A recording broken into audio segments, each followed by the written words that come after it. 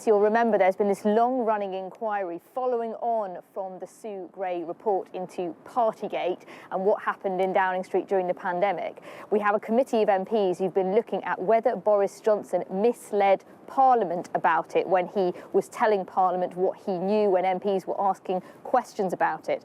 Now, we haven't heard very much on this inquiry over the last few months because we know they were given a cache of documents and pictures from people who worked in Downing Street and by the government, which they were looking through. We have now just learned two things. The first is that Boris Johnson will be giving evidence to them. He will be questioned by the MPs on that committee next week. He's been invited to go there and he must take up that invitation.